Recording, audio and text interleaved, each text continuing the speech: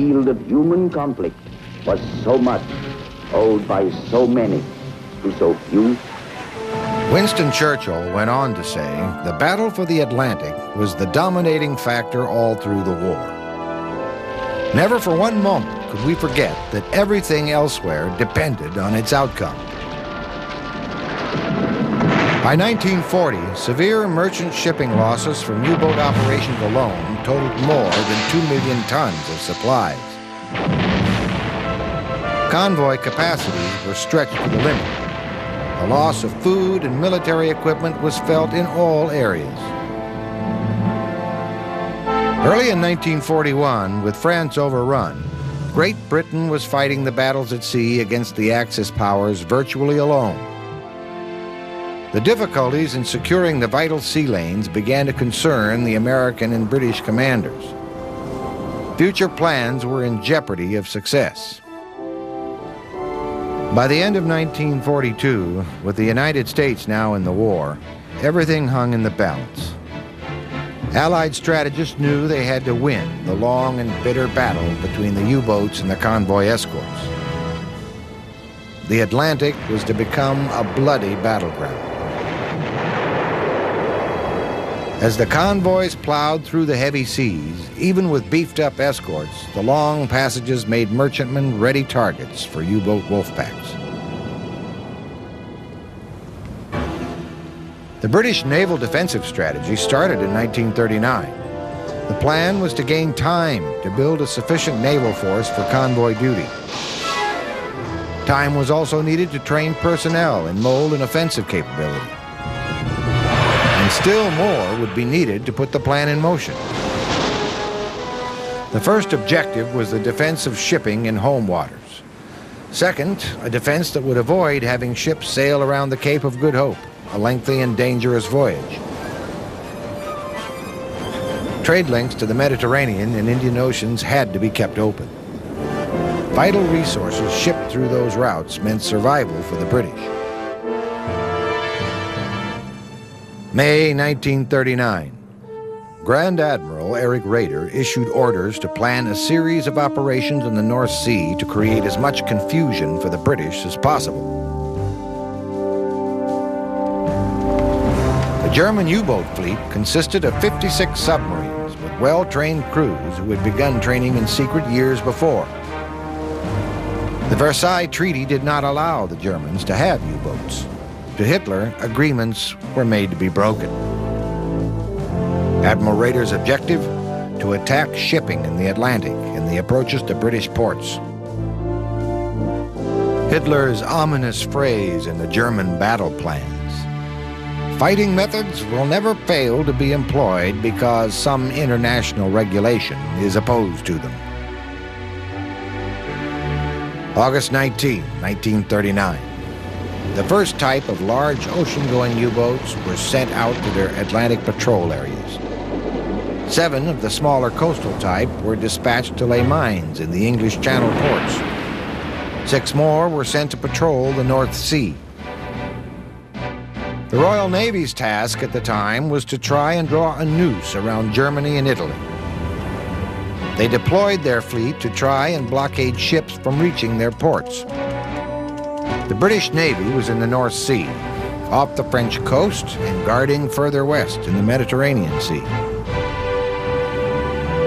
Drawing this noose around the German and Italian supply lines stretched the Royal Navy's forces to the breaking point. The job of filling in the gaps was given to the land-based Royal Air Force, who had but limited success with it. With the Soviet-German non-aggression pact in force, this left the East as the only possible supply line that would have little or no U-boat interference. From the war's outbreak to the end of 1939, the Royal Navy seized over 500,000 tons of supplies destined for Germany. The noose had tightened, but was still only of limited effectiveness. Hitler's Barbarossa plan, the attack on Russia, and the need for additional supplies would be felt later in the ground war.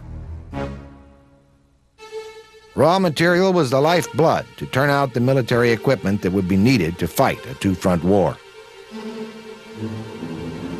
The Admiral's fear of unrestricted submarine warfare was realized within hours of the declaration of war.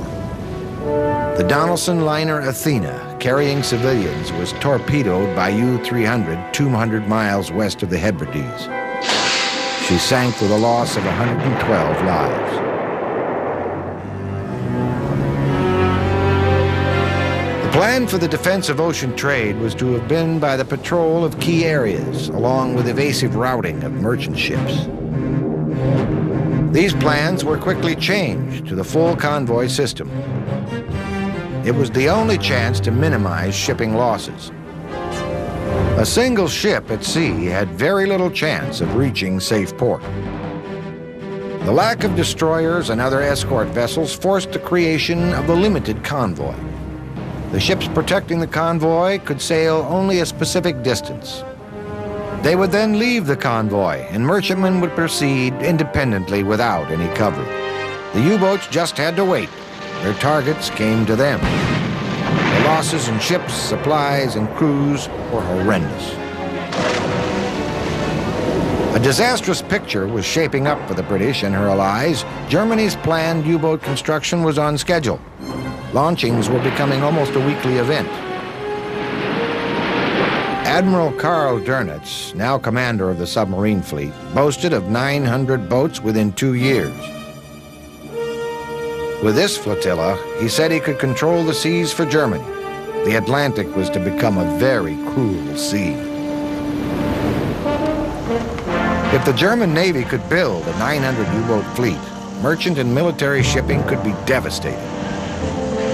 The losses on the high seas would be irreplaceable.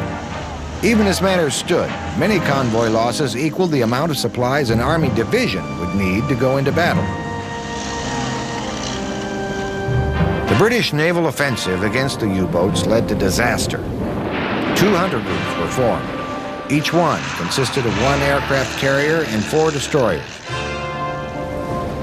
The Ark Royal was almost torpedoed by U-boat 39. The Alert's escorting destroyers counterattacked, sank the U-boat, and captured her crew. 3 days later, the U-29 sighted the carrier Courageous, and with a torpedo attack, sent her to the bottom. 519 hands were lost. Realizing the ineffectiveness of this hunter formation, the British Admiralty quickly withdrew the Ark Royal to safer home waters and based her with the home fleet. Some relief came from negotiations between Churchill and Roosevelt over the release of 50 obsolescent destroyers through Lend-Lease. These flush-deck 4-pipe destroyers were quickly overhauled and taken into the British and Canadian navies and served in the already overstretched escort service until newer ships could be brought online.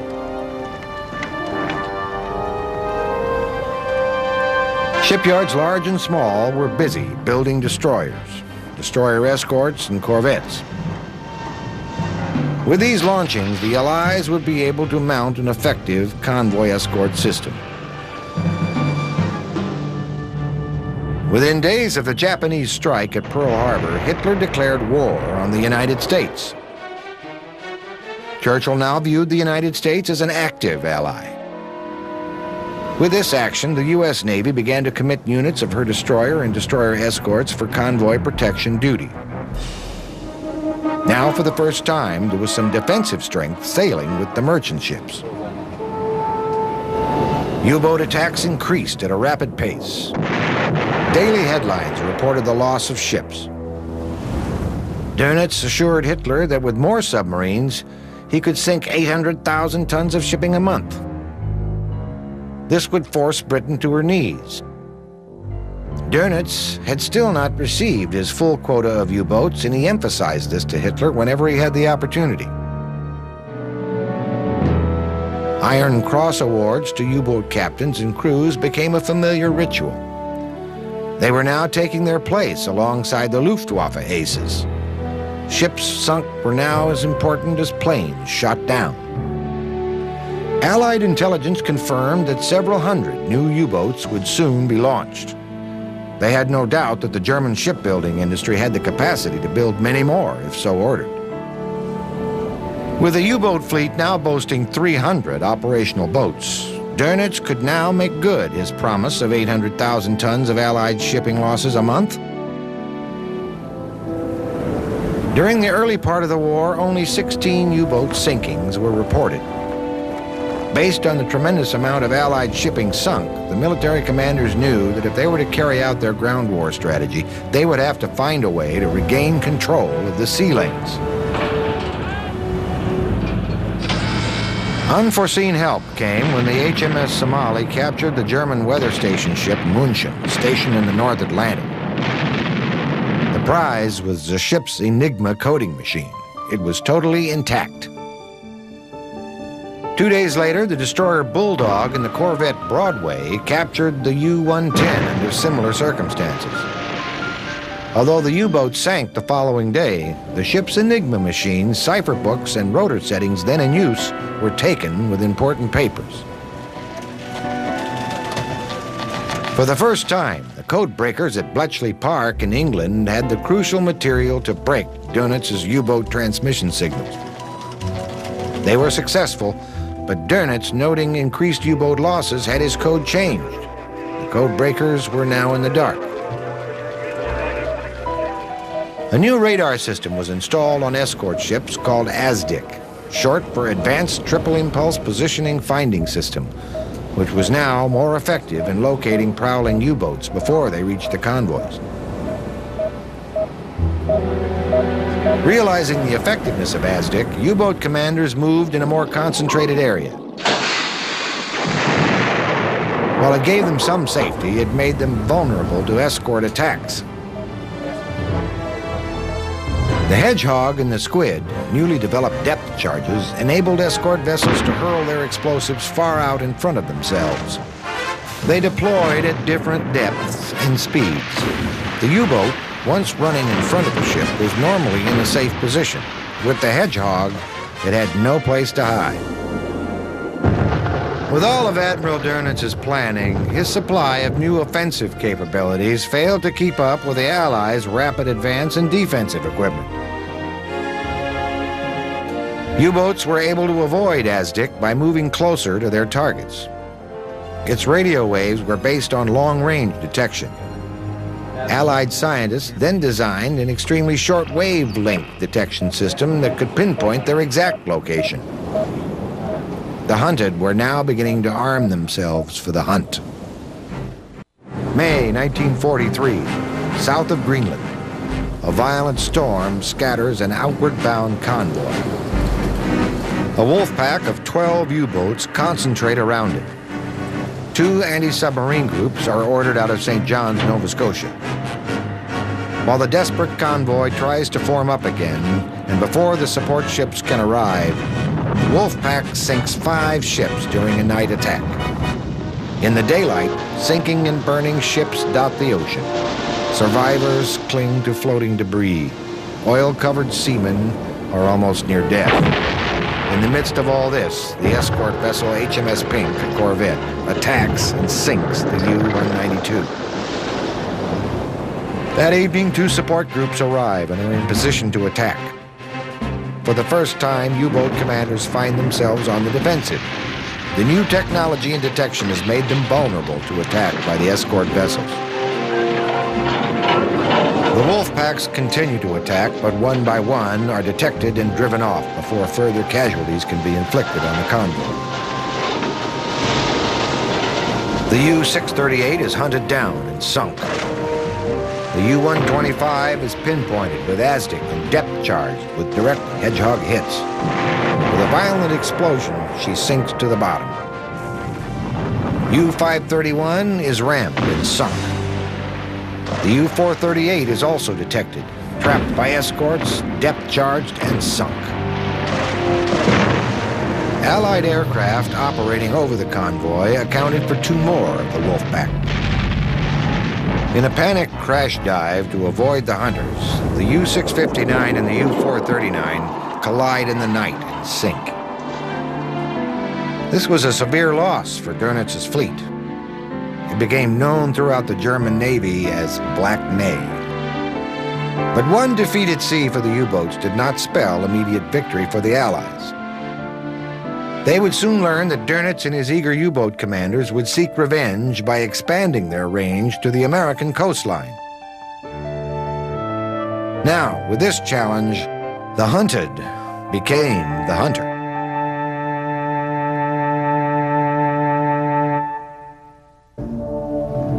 (1918). Lieutenant Karl Dönitz was in command of a submarine, the U-68. Dönitz prepares to attack a British convoy, but the diving planes on his boat malfunction, and the U-68 is forced to the surface in the middle of the convoy. The escorts open fire with all their guns. He surrenders. Dönitz had a short-lived career as a U-boat captain. He was imprisoned in England for 10 months. This gave him time to refine what he felt the basic principles of submarine warfare ought to be. In less than 20 years, he had the opportunity to test his strategy. Dönitz said that attacking with one boat was a hit-or-miss situation. The British thought with a one-boat attack, the Aztec detecting system would be a key factor in protecting convoys. The attacking U-boat could be pinpointed, attacked, and driven off. Dönitz theorized that a larger number of U-boats submerged by day attacking with torpedoes and by night attacking with deck guns on the surface could be far more effective in destroying a convoy. Seldom used in World War I, but now advanced in planning by Dönitz, Wolfpack warfare was ready to be tested. His highly trained crews were now eager, and the opportunities were out there. With increased shipping to support the Allied ground war, Wolfpack attacks proved to be a great military success for Hitler's conquest plans. During one of Hitler's early visits to the U-boat command center, Dönitz showed him the sophisticated communication systems he used to contact his U-boats. Dönitz explained to Hitler how he could coordinate the movement of his boats in their patrol areas. As soon as he received intelligence reports of oncoming convoys, he could signal his U-boats to converge into a single area and be ready to attack.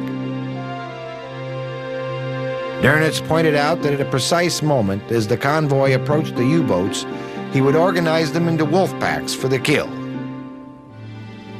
While the convoy system was a safeguard for shipping, it also increased the opportunity for torpedo attacks. Although the U-boats were controlled from a single command center, once the convoy was in attack range, each captain could pick his own target. Dönitz was known to be an impatient officer. In eagerness to be part of the battle, he sent frequent messages and useless orders. He insisted that his U-boat commanders report back to him with reports of the success of their attacks. Orders at the command center were given at a fevered pitch. Detailed information from U-boats was demanded and had to arrive at a precise time. Dönitz needed this information to plot his submarines on charts, to estimate the position of convoys, to organize his wolfpacks. The British were able to listen in after they broke his secret code. In spite of having this important information, they still could not control his attacks in the sea lanes. Dönitz was concerned about his continuous radio signals with his U-boats. He knew that the British could possibly locate his boats with their radio directional finders. He weighed the success of his sinkings, and this gave him the confidence and reassurance that his was the way to control shipping in all waters. A special radio that enabled transmissions at a depth of 15 feet below the surface was developed. His unit had become one of the most talky of military organizations, giving details of the action, torpedo hits, and sinking planes. All of this was communicated back to Dönitz. Victory and loss statistics were overwhelmingly with Dönitz and his captains. Record numbers of sinkings, heavy losses of supplies, and the deaths of seasoned seamen. And in the meantime, the British frantically trying to replace what they could. Dönitz ordered one U-boat to shadow a convoy during the daylight hours. The U-boat commander reported his position, speed, and heading by radio at night. All attacks were made on the surface under the cover of darkness. The low superstructure of the boat made it almost invisible to the escort ships. With the advantage of night, surface speed, and maneuverability, hit-and-run attacks were always successful. Dönitz knew that his plan had a weakness. The shadowing U-boat had to make a series of communications that reported speed, position, and course changes. This navigational information also had to apply to the U-boats in the area. Now both Dönitz and the Allies were plotting these same movements in their tracking rooms. Even with this advantage, the Allies, short of support groups, planes, and escort vessels, could not stop these attacks. In many cases, the convoy support ships came late, only to find the hulks of burned-out freighters, debris-loaded sea, survivors, and the dead.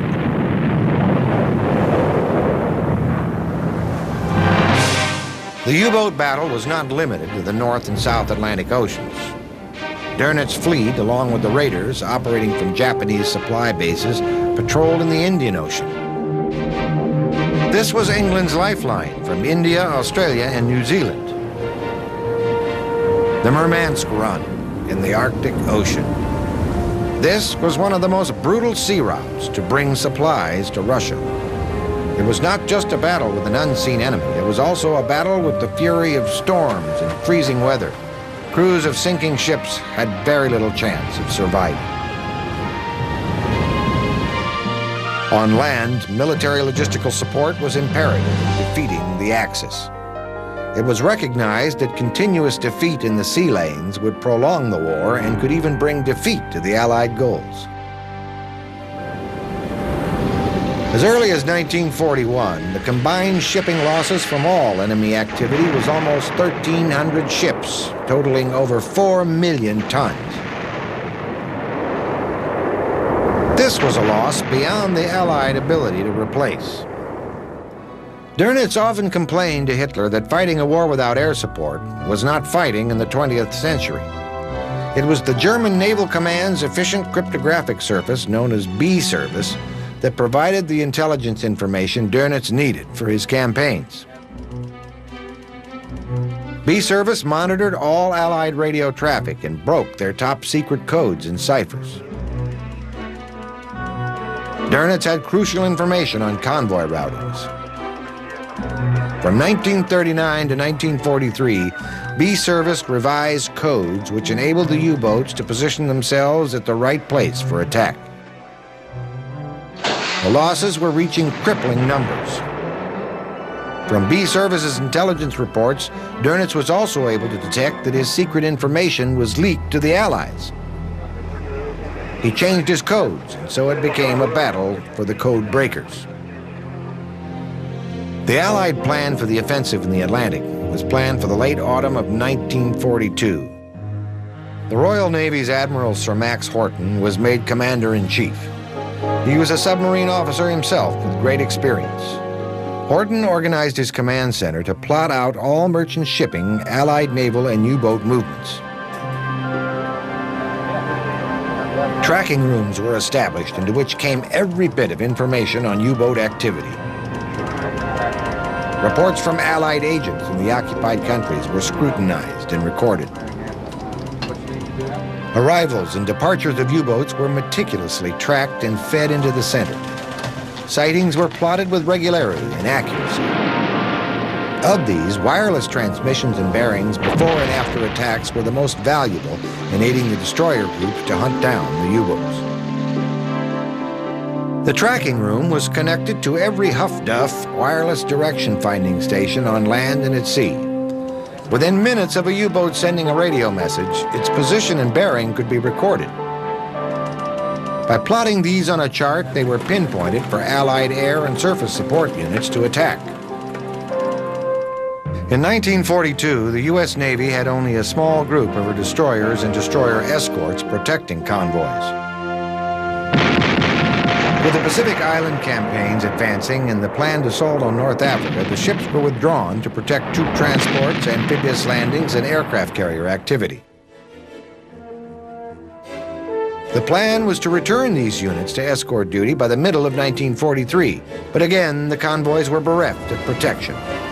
The Atlantic gales and tortuous high seas kept the shipping casualties down. Both the convoys and U-boats endured the wrath of the North Atlantic duty. No man felt safe in this treacherous weather. Just as the U.S. Navy broke the news about their convoy withdrawal plans, word came of one of the most disastrous convoy battles ever fought in the Atlantic. A fast convoy of 25 ships sailed from Halifax to England. At the same time, a slower convoy of 52 ships left for the same destination. A patrolling U-boat sighted the fast convoy and contacted a Wolfpack of 8 U-boats. Mayhem.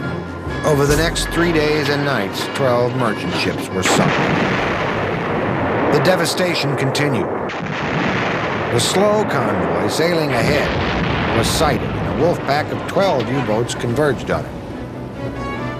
Now the two convoys sailing in the same direction on the same course closed up.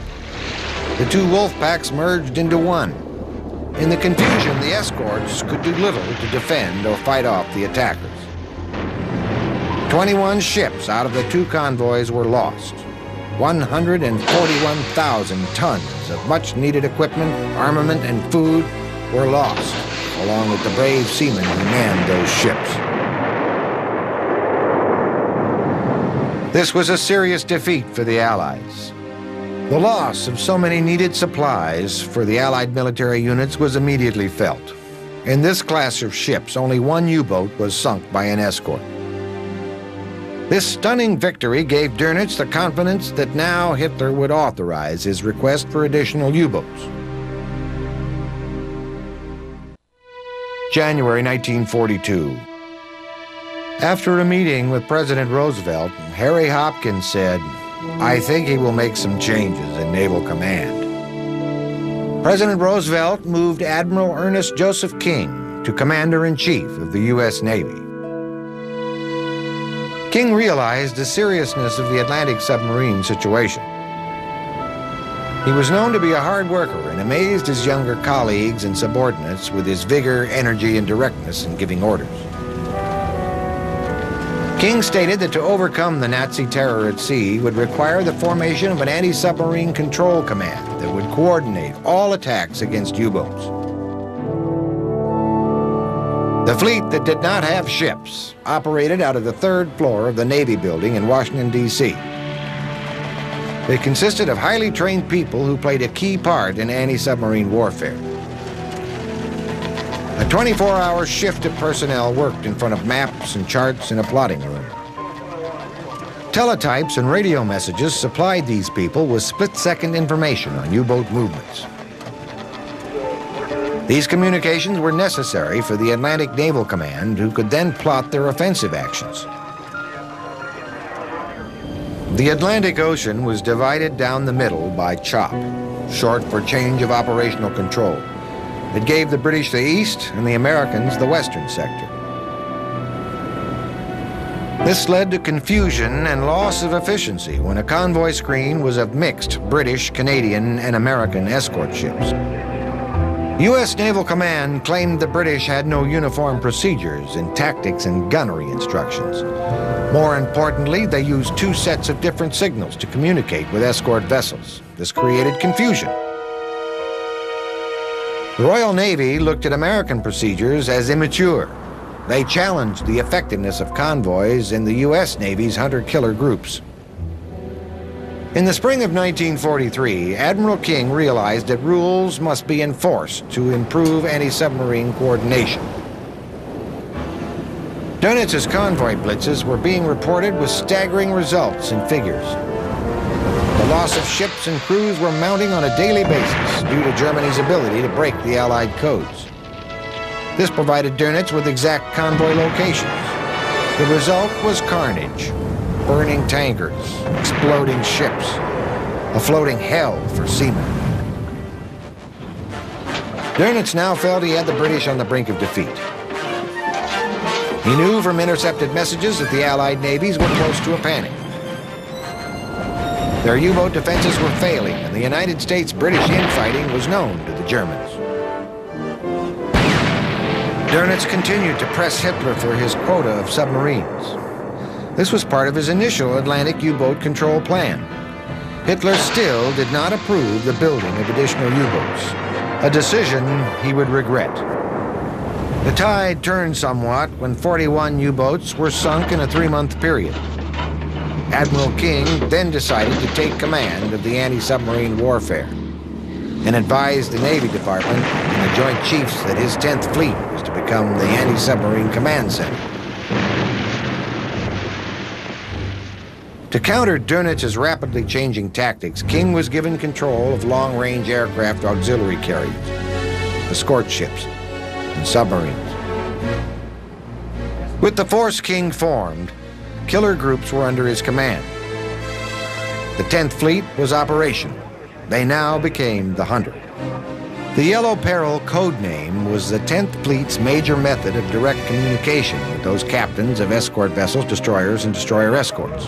They had the job of destroying U-boats. They knew that a Yellow Peril communication had to be read and followed carefully. They were now King's killers. The U.S. Navy, Royal Navy squabbles were now over. To assure a smooth command, Admiral King created a unified convoy routing division operation. USS Bogue, an escort carrier patrolling in an assigned area, received a 10th Fleet message that a U-boat was in their sector. Huff Duffs, the high-frequency direction finders, kept tabs on the moving U-boat. The Bogue was given course changes and proceeded in the direction of the U-boat, which was now pinpointed off the Grand Banks of Newfoundland. The escort carrier Bogue was a veteran of 10 U-boat kills. Her group consisted of 4 destroyers and 6 Canadian frigates as her screen.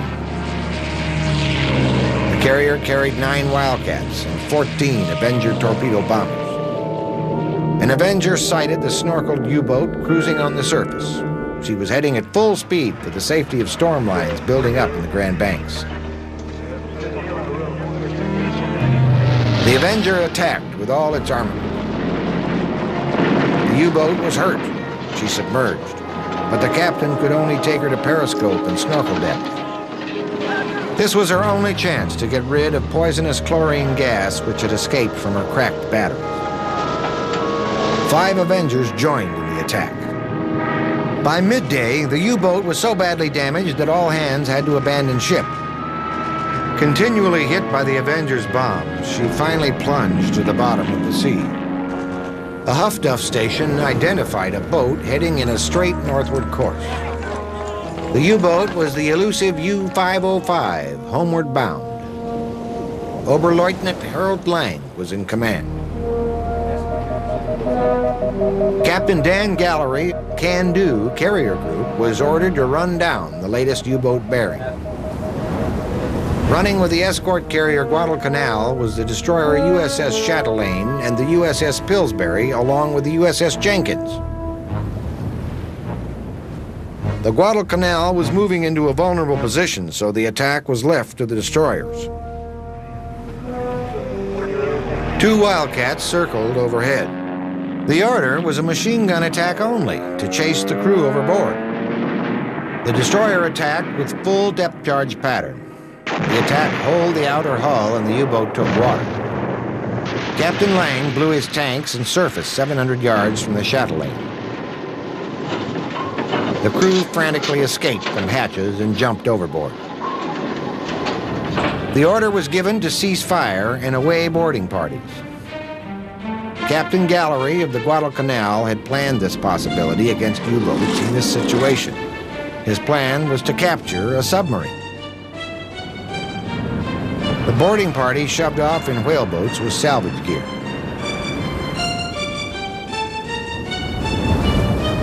Lieutenant Albert A. David and 2 petty officers were the first aboard and were followed shortly by other crew members.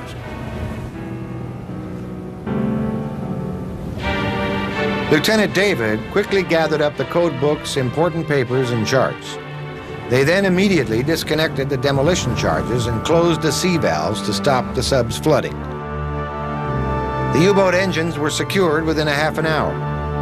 A special salvage party from the carrier was now aboard, and the U-505 was in tow, flying an American flag from its conning tower.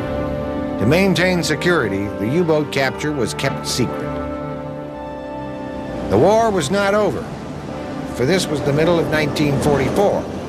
There were more ill-fated voyages for U-boats. The hunter-killer groups like Can Do caused the demise of the Dönitz U-boat fleet. The snorkel-equipped U-boats now restored the vigor of U-boat captains and their crews. Dönitz eagerly approved the outfitting of U-boats with this equipment.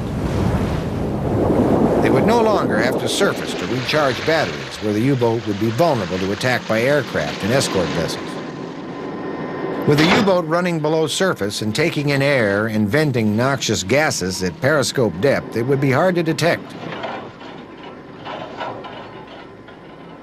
The Allied command recognized this new challenge. Escort vessels reported back to them that these U-boats would be hard to find and attack. The U-boat was still the hunter, achieving a staggering figure of ships, supplies, and crews lost to the Allies.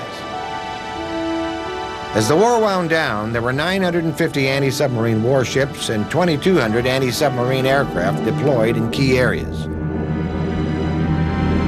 German shipbuilding construction was still delivering approximately 20 U-boats a month, most of them used as replacements. In spite of continuous U-boat losses, the moral and fighting spirit of the crews remained exceptionally high. But the backbone of the Dönitz fleet was about to be broken. In the Atlantic, 23 out of 36 patrols were lost. At the Toulon U-boat base, American aircraft caught and destroyed 11 boats that were moored. The hunter-killer carrier USS Bode killed another one southwest of Cape Fear. In another action, 4 U-boats heading toward their Norwegian bases were caught at sea. They were depth-charged and hedgehog. The attacks killed all 4. After the attempt on Hitler's life, Dönitz met with him and pledged unshaken loyalty to the Führer's conquest plan.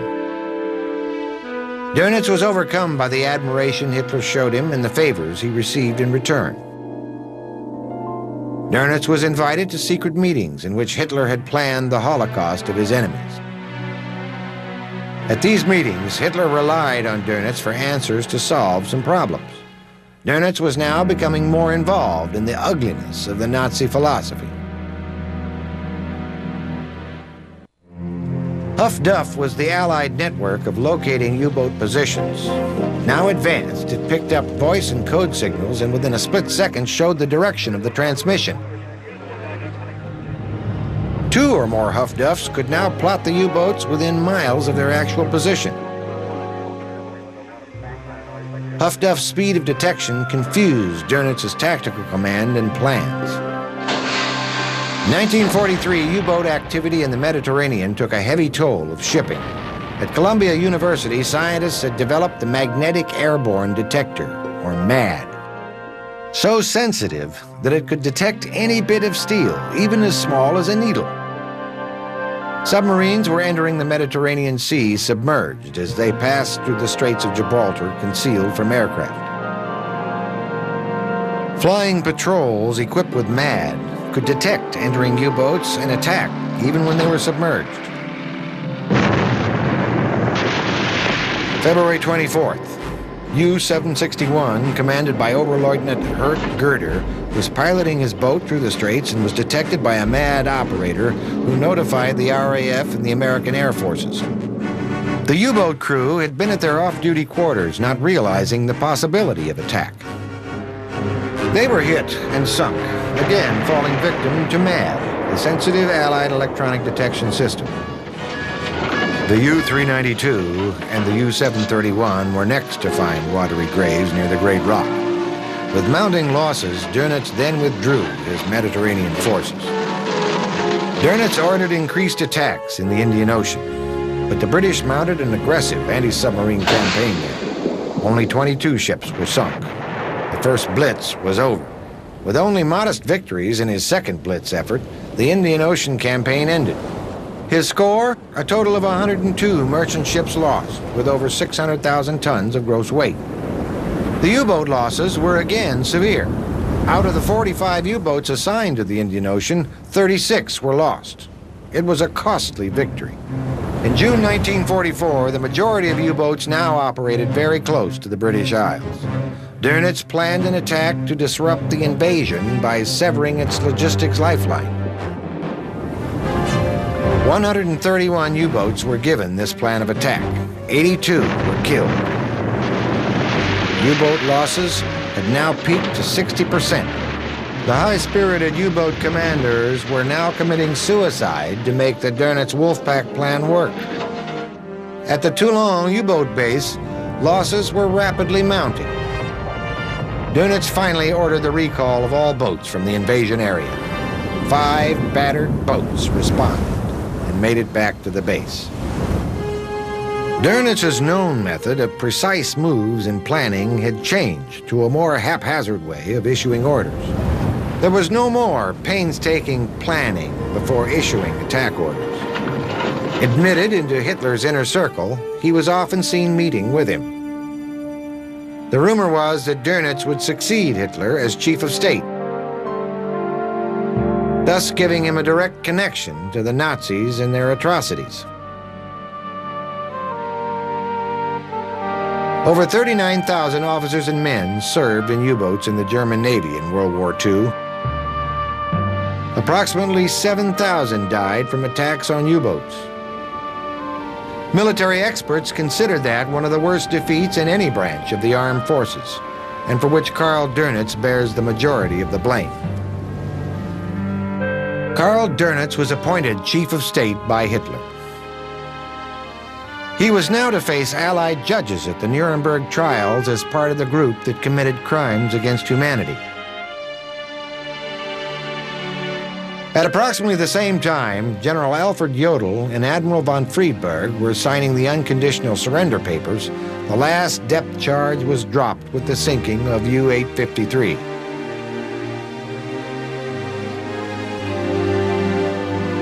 Dönitz churned up the oceans with his attacking Wolfpacks and with his destruction of Atlantic shipping. His battle of wits and devices against Allied naval commanders almost made him a wizard of submarine warfare. Perhaps Hitler had not made one of his fateful mistakes by not giving Dönitz his quota of U-boats. Would England have sued for peace? Would the war have been lost? These underwater lurking enemies, whose hunt continues beneath the ocean depths, will always face a cold, lonely death at the bottom of the sea.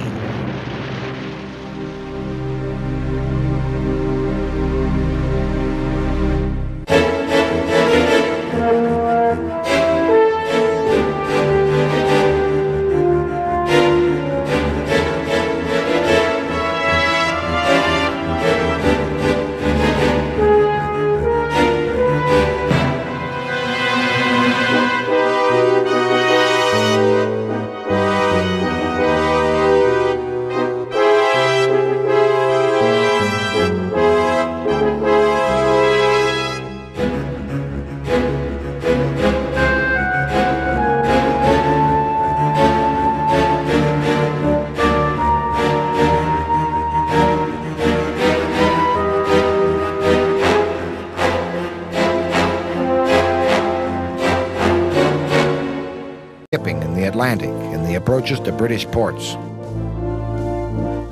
Hitler's ominous phrase in the German battle plans: fighting methods will never fail to be employed because some international regulation is opposed to them. August 19, 1939. The first type of large ocean-going U-boats were sent out to their Atlantic patrol areas. 7 of the smaller coastal type were dispatched to lay mines in the English Channel ports. 6 more were sent to patrol the North Sea. The Royal Navy's task at the time was to try and draw a noose around Germany and Italy. They deployed their fleet to try and blockade ships from reaching their ports. The British Navy was in the North Sea, off the French coast and guarding further west in the Mediterranean Sea. Drawing this noose around the German and Italian supply lines stretched the Royal Navy's forces to the breaking point. The job of filling in the gaps was given to the land-based Royal Air Force, who had but limited success with it. With the Soviet-German non-aggression pact in force, this left the East as the only possible supply line that would have little or no U-boat interference. From the war's outbreak to the end of 1939, the Royal Navy seized over 500,000 tons of supplies.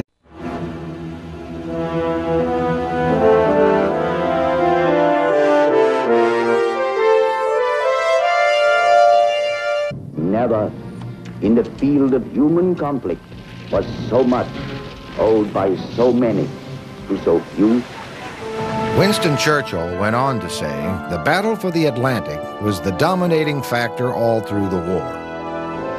Never for one moment could we forget that everything elsewhere depended on its outcome.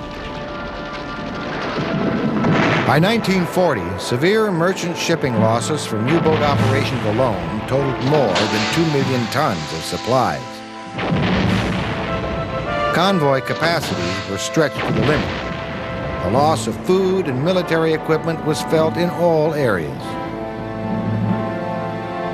Early in 1941, with France overrun, Great Britain was fighting the battles at sea against the Axis powers virtually alone. The difficulties in securing the vital sea lanes began to concern the American and British commanders. Future plans were in jeopardy of success. By the end of 1942, with the United States now in the war, everything hung in the balance. Allied strategists knew they had to win the long and bitter battle between the U-boats and the convoy escorts. The Atlantic was to become a bloody battleground. The losses in ships, supplies, and crews were horrendous. A disastrous picture was shaping up for the British and her allies. Germany's planned U-boat construction was on schedule. Launchings were becoming almost a weekly event. Admiral Karl Dönitz, now commander of the submarine fleet, boasted of 900 boats within 2 years. With this flotilla, he said he could control the seas for Germany. The Atlantic was to become a very cruel sea. If the German Navy could build a 900 U-boat fleet, merchant and military shipping could be devastating. The losses on the high seas would be irreplaceable. Even as matters stood, many convoy losses equaled the amount of supplies an Army division would need to go into battle. The British naval offensive against the U-boats led to disaster. 200 groups were formed. Each one consisted of 1 aircraft carrier and 4 destroyers. The Ark Royal was almost torpedoed by U-boat 39. The Alert's escorting destroyers counterattacked, sank the U-boat, and captured her crew. 3 days later, the U-29 sighted the carrier Courageous, and with a torpedo attack, sent her to the bottom. 519 hands were lost. Realizing the ineffectiveness, as the convoys plowed through the heavy seas, even with beefed-up escorts, the long passages made merchantmen ready targets for U-boat Wolfpacks. The British naval defensive strategy started in 1939. The plan was to gain time to build a sufficient naval force for convoy duty. Time was also needed to train personnel and mold an offensive capability. And still more would be needed to put the plan in motion. The first objective was the defense of shipping in home waters. Second, a defense that would avoid having ships sail around the Cape of Good Hope, a lengthy and dangerous voyage. Trade links to the Mediterranean and Indian Oceans had to be kept open. Vital resources shipped through those routes meant survival for the British. May 1939. Grand Admiral Eric Raeder issued orders to plan a series of operations in the North Sea to create as much confusion for the British as possible. The German U-boat fleet consisted of 56 submarines with well-trained crews who had begun training in secret years before. The Versailles Treaty did not allow the Germans to have U-boats. To Hitler, agreements were made to be broken. Admiral Raeder's objective? To attack ships destined for Germany. The noose had tightened, but was still only of limited effectiveness. Hitler's Barbarossa plan, the attack on Russia, and the need for additional supplies would be felt later in the ground war. Raw material was the lifeblood to turn out the military equipment that would be needed to fight a two-front war. The Admiral's fear of unrestricted submarine warfare was realized within hours of the declaration of war. The Donaldson liner Athena, carrying civilians, was torpedoed by U-300 200 miles west of the Hebrides. She sank with a loss of 112 lives. The plan for the defense of ocean trade was to have been by the patrol of key areas, along with evasive routing of merchant ships. These plans were quickly changed to the full convoy system. It was the only chance to minimize shipping losses. A single ship at sea had very little chance of reaching safe port. The lack of destroyers and other escort vessels forced the creation of the limited convoy. The ships protecting the convoy could sail only a specific distance. They would then leave the convoy, and merchantmen would proceed independently without any cover. The U-boats just had to wait. Their targets came to them.